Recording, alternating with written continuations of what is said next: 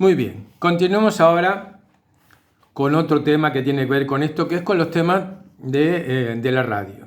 Para eso yo voy a introducir un texto que no hemos usado hasta ahora, que se llama El Uruguay Feliz, Imagen y Memoria, 1918-1933, que se debe a un historiador que se llama Daniel Lustó, uruguayo también. Se los muestro para que los vean. Donde él nos narra en una forma muy amena y muy esquemática dentro de todo, pero que sirve para tener una idea del amplio abanico de cosas que hicieron a este Uruguay feliz de las 3 primeras décadas del siglo, ¿verdad? Él nos cuenta muchas cosas. Entre las muchas cosas que nos cuenta, yo quiero compartir con ustedes unas páginas que él le dedica a las emisoras incipientes, la música y el espectáculo. Y él nos dice así: sobre la finalización del año 1922, la muy pequeña cantidad de ciudadanos que poseían radio a galena, recordarán aquella que tenía una piedrita. Me acuerdo que mi abuelo Adolfo tenía una y fue el que me enseñó a usarla, que ya no se usaba, estaba en el taller de él, junto con otras cosas sacadas de uso. Así que bueno, así que dice que en el 22 muy pocos tenían radio a galena, y entonces esa gente estuvo en condiciones de recibir hacia fines de ese año este mensaje, que de repente surgió del éter de nuestra ciudad. Decía: hola, hola, transmite Radio Paradisábal desde lo alto del Hotel Florida, Montevideo, Uruguay. Y a continuación, bueno, y se adelantaba el programa de que se iba a dar mediante estas emisiones a galena. De este modo se recuerda a Luis Viapiana, que fue el primer speaker uruguayo y el primer locutor comercial de nuestro medio. Él hacía, en Radio Paradisábal, hacía la propaganda de un refresco que después desapareció del mapa y después volvió a aparecer, que era Trinaranjus, un refresco de naranja.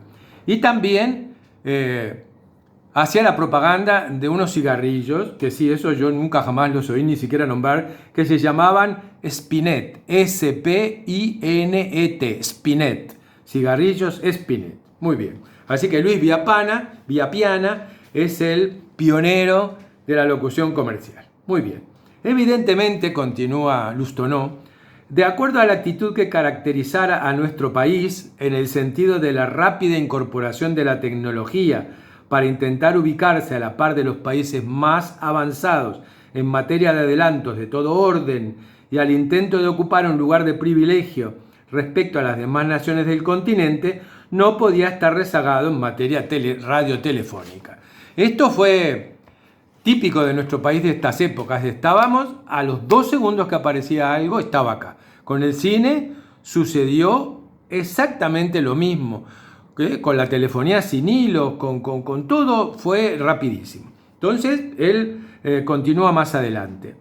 Los uruguayos, llevados por la curiosidad, permanecían atentos a los progresos técnicos de la humanidad y ya estaban enterados de este invento extraordinario, que era la radio, ¿verdad? Se sabía que en algunas zonas rurales de Estados Unidos se emitían boletines meteorológicos por radio, aunque todavía en forma rudimentaria.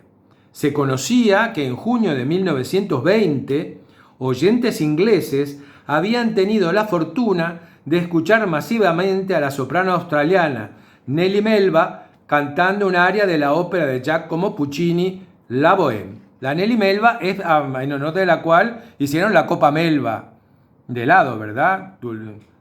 Duranos en almíbar, helado de crema, etcétera, etcétera. La Nellie Melba. Y que en 1921, en Estados Unidos, se había transmitido el encuentro de boxeo por el Campeonato Mundial de los Pesos Pesados entre quien detentaba el título, el famoso Jack Dempsey, y el desafiante francés Georges Carpentier. Todos estos hechos habían sido posibles mediante las radios a galena.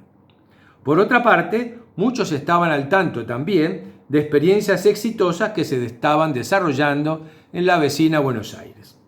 Por entonces, trascendía la noticia de que la General Electric proyectaba establecer en Montevideo una estación de radiotelefonía sin hilos.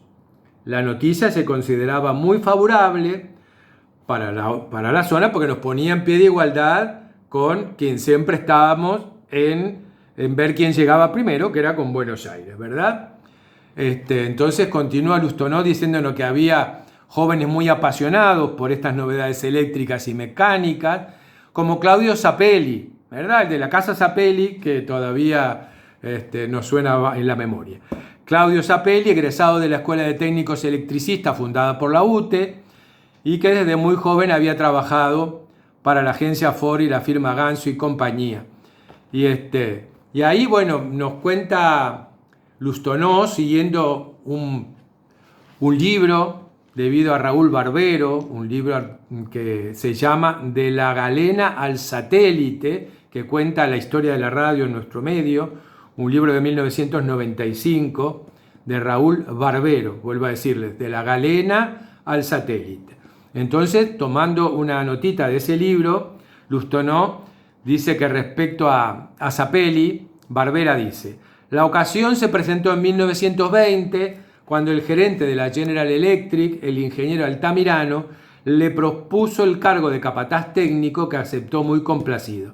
Traspuso así las puertas del clásico local ubicado en Ciudadela y Uruguay, junto a su compañero de la citada escuela, Emilio Elena. Y ellos son los que inician de alguna manera la puesta a punto técnica para hacer posible el desembarco de la radiotelefonía sin hilos en nuestro país.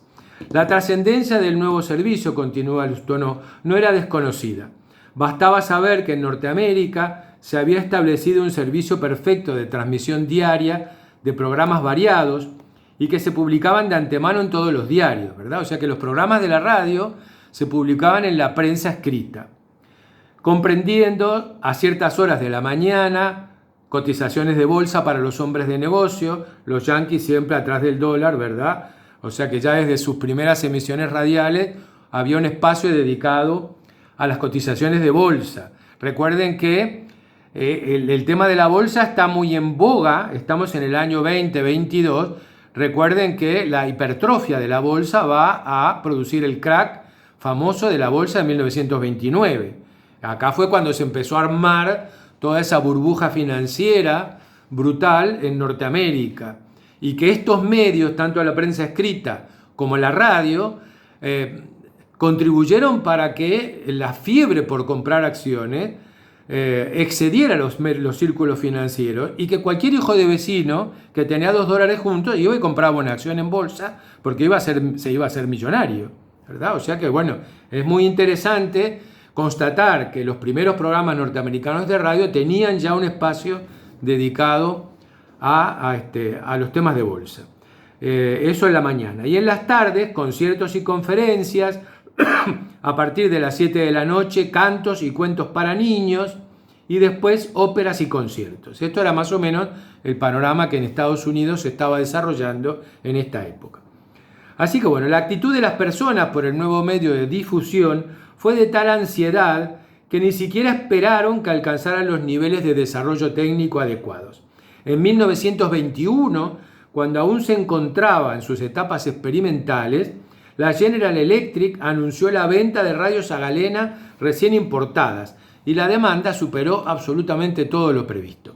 Y Lustó retoma unas líneas del libro de Raúl Barbero, y dice así, Barbero en su libro, dice: a las 8 de la mañana del lunes anunciado para la exhibición del material recibido, un gentío impresionante, apostado en la esquina de Uruguay y Ciudadela, interrumpió el tránsito. El portero, ven que ya no es con el nuevo modelo de iPhone o de iPod o de cualquier teléfono de moda. Antes, esto pasó en Montevideo de los años 20 con las radios a galena. El portero, en el colmo del pavor, se negaba a franquear la entrada, y fue necesario acudir a la policía para imponer el orden en medio de tal paroxismo. Liberado el acceso, la multitud llenó el local en pocos segundos, y las boletas de venta parecían volar por encima de las cabezas de los compradores. Ante semejante actitud demencial creada por el temor de que se agotara rápidamente la primera partida de receptores, no hubo tiempo de explicar honestamente las limitaciones de esto. A la gente no le importaba saber si con eso iban a poder agarrar alguna onda, lo querían tener y ya. Muy bien. Más allá de eso, de ese inicio, dice, el ejemplo más cercano de esto fue la transmisión de la siempre recordada pelea de Jack Dempsey con el argentino Luis Ángel Firpo en Estados Unidos, que lógicamente tuvo una gran repercusión en Argentina. Y la sucursal de General Electric en nuestro país también se preocupó por difundirla. A efectos de recibir la transmisión de esa pelea, ¿verdad?, que se iba a hacer en Estados Unidos, esa pelea de Estados Unidos la retransmitía RCA, ¿verdad? Entonces se recibía en Buenos Aires. Así, para recibir esa transmisión, Emilio Elena colocó una gran antena. Miren dónde colocó la antena Elena. Una gran antena entre una de las torres del Instituto Crandon en 8 de octubre y Garibaldi y el campanario de la iglesia de Tierra Santa en 8 de octubre y Estero Bellaco para poder captar la transmisión de la RCA. O sea que ahí, de la torre del Crandon a la de la iglesia, se tendió un hilo metálico y otro que bajaba a tierra, que eran las antenas que se usaban. El Día, el Plata, los periódicos, ¿verdad?, United Press y la General Electric se atribuyeron el mérito de ser los primeros en difundir la noticia, tanto de las alternativas del encuentro, con Dempsey arrojado fuera del ring por un tremendo puñetazo del Toro de las Pampas, así como del resultado final, con la reacción del campeón noqueando al argentino. Puede considerarse el primer tema de competencia entre la prensa escrita, la telegráfica y la radio, ¿verdad? Estos tres medios de difusión se pelearon por poder brindar la primicia y los pormenores de este match de boxeo que se desarrollaba en Estados Unidos. El vértigo de novedades de la tecnología llegaba al Uruguay. Como ahora que nosotros estamos inmersos en el vértigo de esta nueva tecnología, de los Zoom, los WhatsApp, y todo ese lío. Muy bien. En consonancia con la rápida incorporación tecnológica de la época, a mediados de 1922, la radiodifusora General Electric iniciaba en nuestro país las primeras emisiones radiales. Sin embargo, el 12 de noviembre de ese mismo año 22, se inaugura Radio Paradisábal desde el Palacio Florida, ubicado en Mercedes, entre Andes y Florida. Sin entrar en la discusión acerca de cuál fue la primera, parece ser que si bien las experimentaciones iniciales fueron hechas por General Electric, la regularidad de las transmisiones le correspondería a Radio Paradisábal. Precisamente, continúa Lustonó, es parte de la particularidad de los años 20 el optimismo y la confianza en el futuro con que son incorporados los avances de la tecnología, en este caso para las industrias del entretenimiento, y supone una aceleración de los tiempos, que es como decir cambios culturales en la vida cotidiana, en paralelismo al cambio de los tiempos en otros aspectos que supone la introducción del automóvil. Y él ahora va a dedicar un paragrafito a las emisoras de radio que implican la prolongación tecnológica del espectáculo. Él dice, fue entre 1929 y 1930 que la radio se difundió como reguero de pólvora. Y no solo por la mejora de los aparatos, sino también por la proximidad del Mundial de Fútbol. Recuerden que ya estaba Uruguay preparándolo para llevarlo adelante. Viene a confirmar la confianza de la sociedad que se extasía con el cine de Valentino, se divierte con la trupa ateniense y se deleita en la escucha de Gardel, por citar ejemplos bien reconocibles. El 18 de diciembre de 1929 se aprueba la ley de creación del SODRE, es decir, del Servicio Oficial de Difusión Radioeléctrica, organismo estatal testigo, inicialmente no comercial, encargado, entre otros cometidos, del funcionamiento de una radioemisora a cargo del Estado. En 1922, para el 5º Campeonato Sudamericano de Río de Janeiro, Claudio Zapelli tuvo la idea de transmitir el partido Brasil-Uruguay desde la azotea del diario El Plata, en el Teatro Solís. ¿Cómo? Bueno, pues simplemente al recibir los telegramas con las incidencias del partido, los unía mediante relatos de su invención con un megáfono, y numeroso público se congregó en la explanada del Solís. Era radioficción casi, ¿verdad? Él recibía los telegramas diciendo cuáles eran los avatares del partido y él ponía voz y magia para llevar el relato adelante. Conocido también, y este es un tema muy importante para la parte política de nuestro país, ¿verdad? Ese conocido fue el discurso político que pronunciara Valle en 1922, cuando finalizado el mismo, exigió molesto que le retiraran el aparato que le habían preparado para hacerlo posible. Valle fue el primer político que hizo un discurso por radio, pero le molestaba terriblemente el micrófono y todo el aparataje y sufría como un condenado, pero fue el que inició ese maridaje tan fundamental de la política y los medios de comunicación hablados. Las hazañas futbolísticas provocaron también la adhesión del público y la venta de receptores, ahora provistos de muebles y lámparas. La radio fue el símbolo del triunfo del fútbol uruguayo. La radio nos había dado suerte. Quedó grabada en la mente popular la gestión de aquellos muchachos de los años 20 que iban transmitiendo de azotea en azotea, a quienes la gente veía desde la calle gesticular allá arriba gritando como locos. De ahí el nombre con que los distinguió desde entonces, los locos de la azotea. Así, en 1924 se inaugura CX20 Montecarlo y Radio Paysandú, pionera en el interior, CX30 Radio Nacional, CX12 Radio Oriental y en 1928 CX16 Radio Carmen.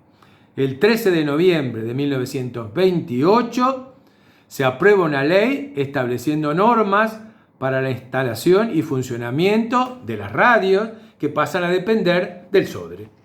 Muy bien.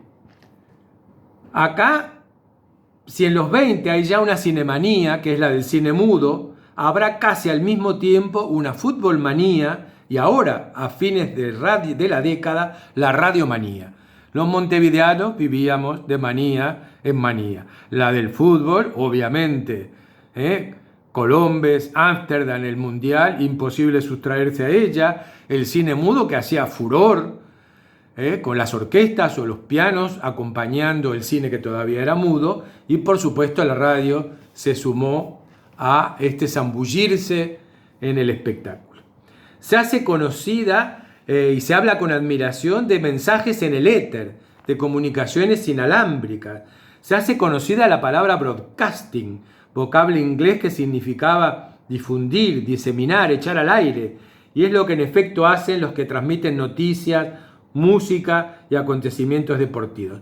Otras palabras inglesas novedosas forman parte de la época, igual que ahora que entran unidas a la tecnología de la época. En esa época entraron las palabras speaker, fútbol, cinema, jazz band, todo eso. Lentamente en el correr de la década, los uruguayos van incorporando junto al aparato el hábito de escuchar radio. Pero en los 20, la radio es aún una novedad y como tal se la mira y se la escucha más allá de sus contenidos. Diríamos que la atención en los contenidos es más propia de la década de los 30 y por supuesto del 40, en que se hacen más ricos y variados. Tanto Paradisábal como General Electric se esmeraban en cumplir con sus oyentes lo mejor posible. Hacia 1923, ambas emisoras entregaban hojas con sus programaciones respectivas y revistas en que se indicaban aspectos técnicos para la mejor recepción y uso de los aparatos. Muy bien, vamos a dejarlo por aquí y vamos a retomar la semana que viene. Veremos cómo aparece la música de disco, la música popular que se convierte en vehículo fundamental para el desarrollo de la música popular, cómo se inserta el tango en estos medios de difusión y cómo luego el cine se va a convertir en la vedette de los espectáculos de la primera mitad del siglo XX, ¿verdad? En esa época donde Hollywood era el reino absoluto de la fantasía y donde todas las miradas y toda la imaginación de los espectadores estaba día tras día, ¿verdad? Con las grandes cines de 18 de julio, las grandes marquesinas, desplegando a todo color las imágenes de los actores, los títulos de las películas. Ese 18 de julio que todavía, por suerte, todos nosotros vivimos antes de que muriera bajo el azote de los shopping, de la huida desde 18 hacia la periferia. Bueno, que pasen una linda semana. Nos estamos reencontrando el martes que viene, ya entrado el mes de julio. Un beso grande a todos y nos estamos viendo.